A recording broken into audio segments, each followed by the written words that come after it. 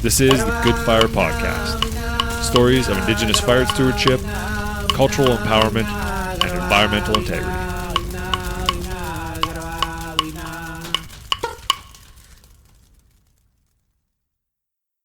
Hey everybody, welcome to Good Fire. My name is Matthew Kristoff. And I'm Amy Cardinal Christianson, and we're here to share stories of Indigenous fire stewardship. So over the next few episodes, we're going to be talking with Indigenous researchers and Indigenous fire practitioners about what they're doing and how they're trying to get Indigenous burning back on the land. So this podcast is sponsored by the Canadian Partnership for Wildland Fire Science, with support from the California Indian Water Commission and the Fire Sticks Alliance Indigenous Corporation. So today's episode is another Indigenous fire story, and it is told by Nklawa, who is a storyteller from the Upper Nicola Band. And it's a really interesting story. Definitely check it out. The audio quality is not the best. It was recorded at an interior fire workshop in 2019, and so it's a little bit distant, but you can understand, and we really hope you guys push through and you know, listen to the story and try and take something from it. There's a different perspective to be had here, and it might help you understand what's going on. So I hope you guys like it. It's really interesting, and make sure to come back next week. We have more interviews with researchers and fire keepers, fire practitioners. So I hope you guys like it, and we'll see you next week. But where I'm from, the Okanagan people, we call him Shinkli. He was the sheep shifter, and he was the one responsible. He was sent down by Coyote, the creator, come down to Tumhulau here, the earth, get everything ready for the coming of the human beings. There were only animal people all over Tumhulau. It was very pitiful. And there were no real humans there yet. They were just, starting to gradually drift into this country. It was very pitiful, and the people were very pitiful. They're still like animals. They relied on instinct to survive. They didn't have that ability to think or to make decisions or to make choices. They're just basically animals like the rest of the animal world. So, Golden Chutin, the creator, in his mighty wisdom, he decided to give all the animals a job. That's a whole new story, so I won't tell you that one. I'll just tell you about the one specific person's job. That was Shinkli. He was sent down by Golden Chutin to make everything ready for the coming of the humans. When he got here, it was kind of the edge of winter, getting cold. And he noticed that some of the human beings, they had no fur on, They were kind of cold. Stayed indoors of wherever they lived in their sheishkin, in their pit houses, or wherever they lived. And they were always cold, no fur. So Shinkli talked to some of the people, and they mentioned fire. What is this fire stuff? Where is fire? So he questioned the elders, and they told him about fire. So you got to go to the top of the mountain over there, kind of like Iron Mountain over there. You got to go over there, and there's 3 people up there that are protecting fire. They won't allow it to go anywhere. It just stays up there on top of the mountain. Shipapatla, the monsters. That's what they called them, the fire monsters. They protected the fire. They would not allow it to go anywhere. And it just stayed there on top of the mountain. So Shinkli, so I'm going to have a look at this fire stuff. See what we can do. So he went up there on the mountain, kind of scouted out. He went up there on a scouting mission, looking around, And right away the monsters saw him coming. We heard him coming. And they were very suspicious about him. And then one monster said, "Oh, he's nothing. He's just a coyote. He's just around looking around. He's harmless." So they left him alone, and he went back there every day for a couple of weeks, scouting, watching. He wanted to figure out what their schedule was, how they worked to protect the fire. So he watched every day. And he kind of noted in his mind, what the schedule was. There was 3 of them, and they took shifts looking after the fire.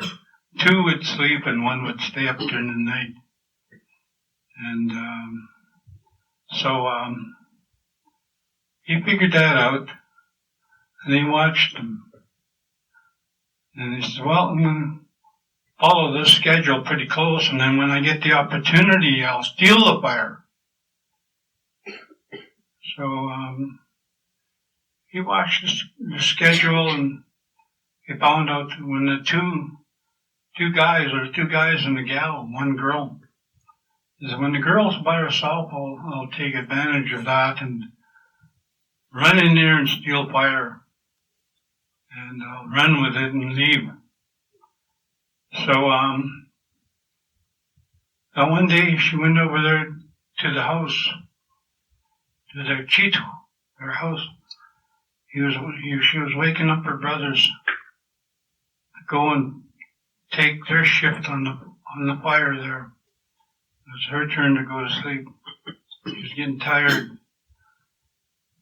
So she went to the house and went inside and waking up her brothers. And while she was doing that, Shinkleep ran to the fire, and he made a little bowl out of a clay with a lid on it. And he took that bowl and he threw some sparks in there, stick. He put the stick in that clay bowl, and he started running with it.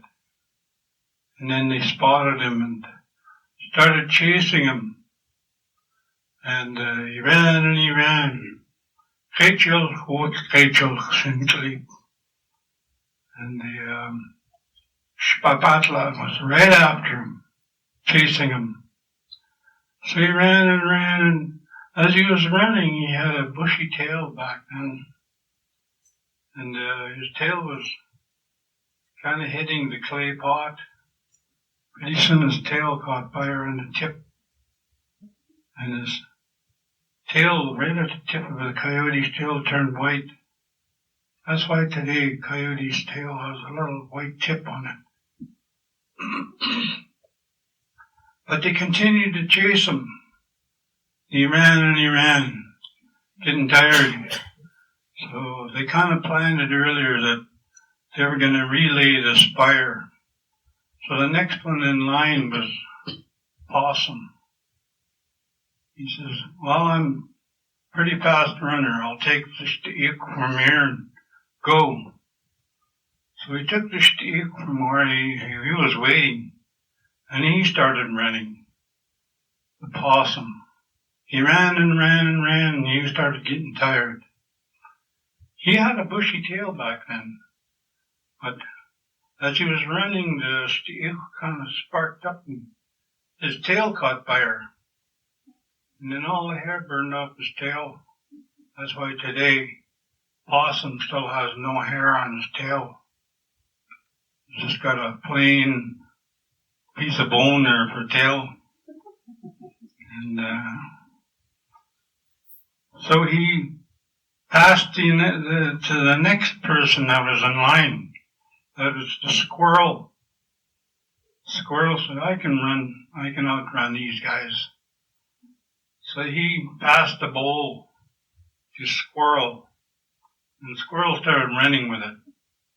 He ran and he ran and he ran, and he started getting tired. And he had that bowl on his back. And then he stopped. He could feel his skin kind of burning in his back from the bowl. And he said, that's not good. So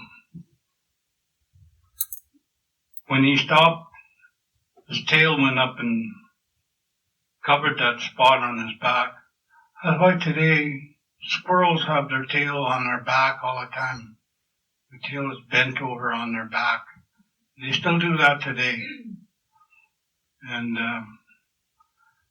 so squirrel was running and he got too tired. So what am I going to do with this spark? So he threw it.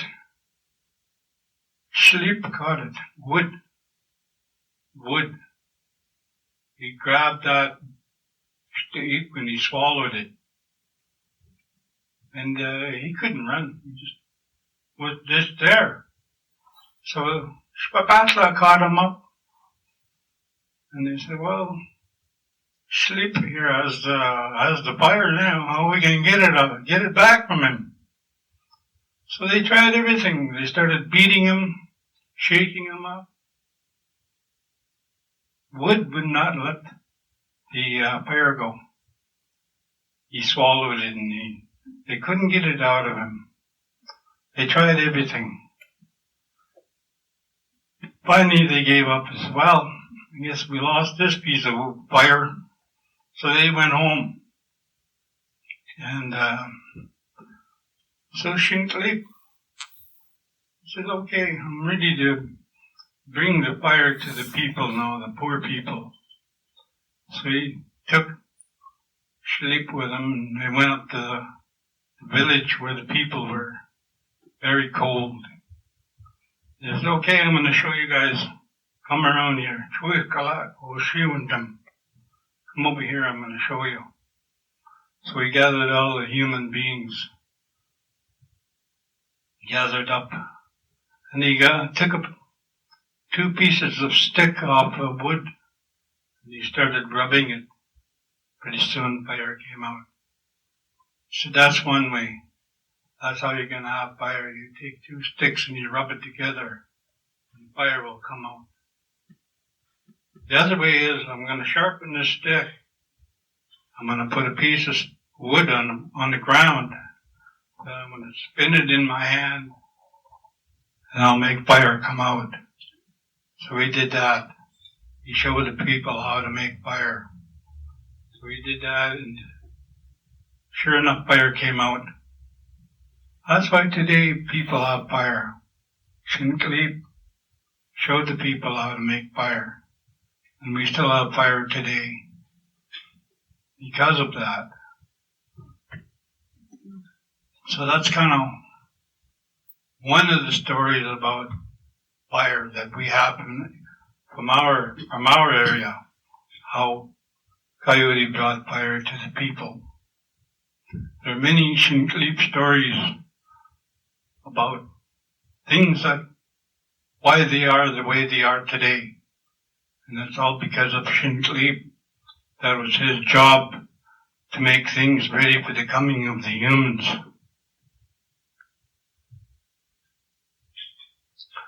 So that's a bit about Chaptik, the story of fire. But in looking at more contemporary times, our people, no doubt you've probably heard about some of the contemporary stories about how fire was managed by our people for hundreds of years, until the colonization of our people and how things changed. Today we look at Ministry of Forests and all of those ones that have that duty to protect the forest and the resources. And we have a total different way of how we manage fire. Up to 200 years ago, we loved fire. We never feared it. we respected fire. We never got scared of it. We actually made fire. We didn't try to put it out. Today, millions and millions of dollars, equipment and men and women out there using different kinds of equipment to put out fires. And some of our elders was thinking, what the heck is going on here? Here we are, like 200 years ago, we were out there lighting fires, and then today these guys are spending billions of dollars putting them out. There's something wrong with this picture. Eventually a fire is going to go out anyways. You let it burn, it's going to go out. Then run out of fuel. Our winter is coming. Rainstorm is going to come and put it out. People shake their heads and say, what's going on? They have the wrong concept about how to manage a fire. We look at fire as a resource for replenishing and cleansing the land. We look at it as a source of fertilizer, or whatever you want to call it, that makes grass grow. A new regeneration of plants that come as a result of fire. You go to wherever there's been a fire, the following year you'll see a total new land developing there. Lots of new grass. And even some of the different trees that are going to come back. And then you see the sudden upsurge of all the animals because of the green grass. All the animals that come in to graze on the grass, the deer and the moose and the elk, and all of the other animals that are kind of depending on that new growth to live on for the next year. Because all the animals, they focus on the coming winter, and they prepare themselves for the coming winter by building fat on their bodies, and the way they do that is eating all of the grass and all of the food that comes in. And our people did that also. Our people went there to harvest all the plants that we used for foods.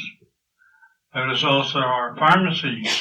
All the medicines grew in abundance, lots of medicine. Some of us are beginning to relearn that skill of harvesting the medicines that grow in areas like that. In areas where there's been a fire, there's tons of different kind of medicines and foods that grow out there. And that's why our people manage the land by lighting up a fire and leaving it. Let it burn until it goes out on its own.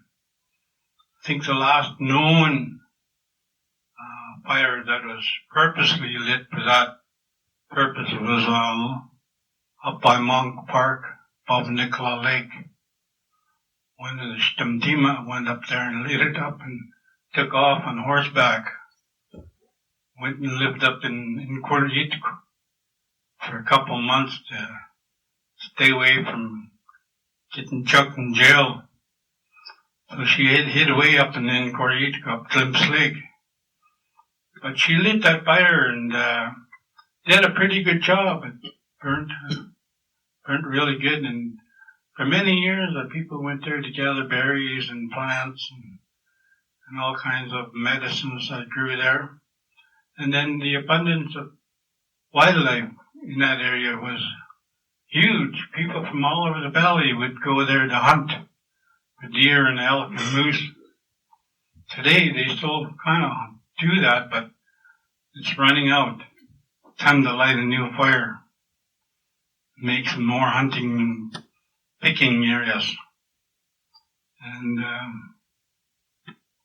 but that's the last known purposely lit fire by our people, that we know of. I don't know, there might be other fires that we don't know of, but that's the last one that people shared the story of that grandmother that went in there and lit that fire up and let it rip. People couldn't put it out because they didn't have the equipment back then. There were no airplanes with water bombers, or I think they were fighting the fire with shovels and Pulaskis or whatever they had. Lots of people they used to pull out of the bar and go fight fire. Back then they didn't have no trained people. They were just somebody sitting in a bar at the wrong time and the wrong day of the week, and then get apprehended and go fight fire. They don't do that no more. Too dangerous. People would burn up out there. They have specially trained people now to go out to fight fires and spend their millions of dollars to go out and fight fire. But in looking at, historically what our people did was, like I said, make fire, build fire, let it rip, let it go. It's eventually going to go out, and it always does. Every year, thousands of acres would burn. But the benefits far outweighed the bad part about it. The benefits for us was the foods and the medicines and everything that we got from the fire was provided. And today we look at the turnaround of people now that have their ideas of managing the forests and how they want to manage it and make it a sustainable resource so that it can be more economically viable, so they can harvest trees for timber, so they can turn it into lumber, export it to China and Japan and all of those countries, make money out of it. But the economic part of it for our people was always the following year's use in the next 10 years, where we would go in and harvest the foods and the medicines and all of the stuff that came with it, the animals that were attracted to that area. So that's the economics for our people. And, some of the things that we see today, we go out there in the forested areas and we recognize this would be a really good spot for a fire. You just ask any hunter-gatherer, where is a good spot for a fire? Controlled fire, maybe. But that's what we need to do, is we need to have referrals with that kind of people, consultations with our traditional people.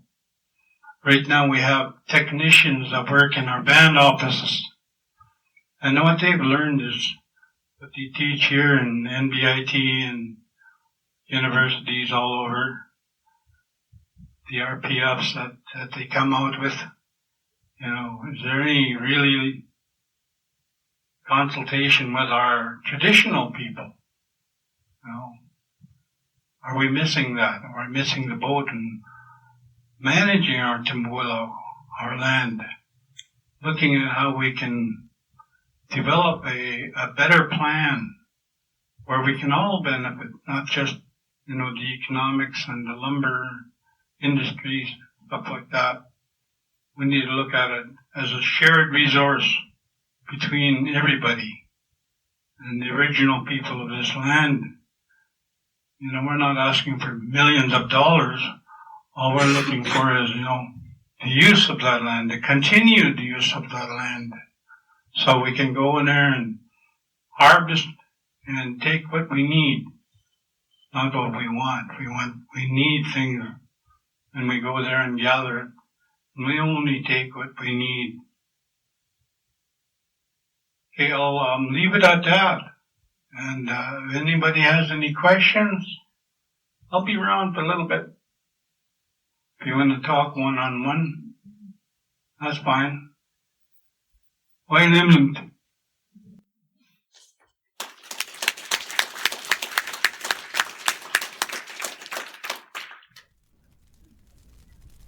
Thanks a lot for listening, guys. This podcast was produced by me, Matthew Kristoff, and I have an environmental sciences podcast called Your Forest. And if you like good fire, you'll definitely like Your Forest. Please check it out on Apple, Google, Spotify, and Stitcher. And I hope you guys like it. We'll see you guys next week. Thanks a lot for listening. Take it easy.